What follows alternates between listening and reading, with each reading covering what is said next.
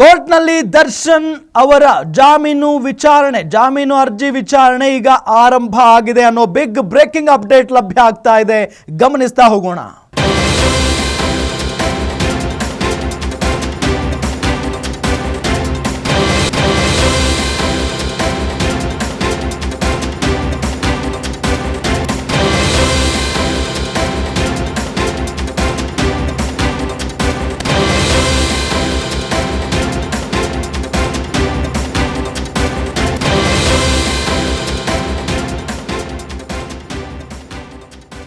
ಕೋರ್ಟ್ನಲ್ಲಿ ದರ್ಶನ್ ಜಾಮೀನು ಅರ್ಜಿ ವಿಚಾರಣೆ ಆರಂಭ ಆಗಿದೆ. ಈಗ ಕೋರ್ಟ್ ಹಾಲ್ಗೆ ಆಗಮಿಸಿದ್ದಾರೆ ದರ್ಶನ್ ಪರ ವಕೀಲ ಸಿ.ವಿ. ನಾಗೇಶ್.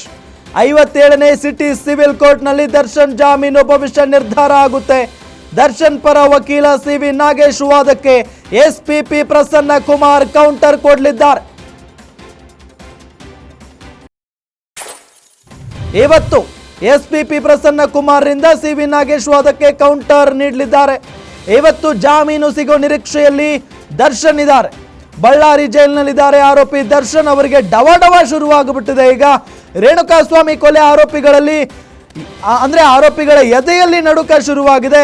ಏನಾಗುತ್ತೋ ಏನು ಅನ್ನೋ ಟೆನ್ಷನ್ ನಲ್ಲಿ ನಟ ದರ್ಶನ್ ಇದ್ದಾರೆ. ಈಗ ಕೋರ್ಟ್ನಲ್ಲಿ ಬೇಲ್ ಅರ್ಜಿ ವಿಚಾರಣೆ ಆರಂಭ ಆಗಿದೆ. ಇವತ್ತು ಬೇಲ್ ಸಿಕ್ಕೇ ಸಿಗುತ್ತೆ ಅನ್ನೋ ಆತ್ಮವಿಶ್ವಾಸದಲ್ಲಿ ನಟ ದರ್ಶನ್ ಅವರಿದ್ದಾರೆ. ಈಗಾಗಲೇ ಕೋರ್ಟ್ನ ಮುಂಭಾಗ ನಾವು ನೋಡಿದ ಹಾಗೆ ದರ್ಶನ್ ಪರ ವಕೀಲ ಸಿ.ವಿ. ನಾಗೇಶ್ ಅವರು ಕೂಡ ಬಂದಾಗಿದೆ. 57ನೇ ಸಿಟಿ ಸಿವಿಲ್ ಕೋರ್ಟ್ನಲ್ಲಿ ದರ್ಶನ್ ಅವರ ಜಾಮೀನು ಅರ್ಜಿ ವಿಚಾರಣೆ ನಡೀತಾ ಇದೆ. ಹಾಗಾಗಿ ಇನ್ನೇನು ಕೆಲವೇ ಗಂಟೆಗಳಲ್ಲಿ ಎಲ್ಲವೂ ಕೂಡ ನಿಮ್ಮ ಮುಂದೆ ಸ್ಪಷ್ಟವಾಗಿ ಗೊತ್ತಾಗುತ್ತೆ. ದರ್ಶನ್ಗೆ ಬೇಲ ಅಥವಾ ಮತ್ತೆ ಜೈಲ ಅಂತ ಹೇಳಿ.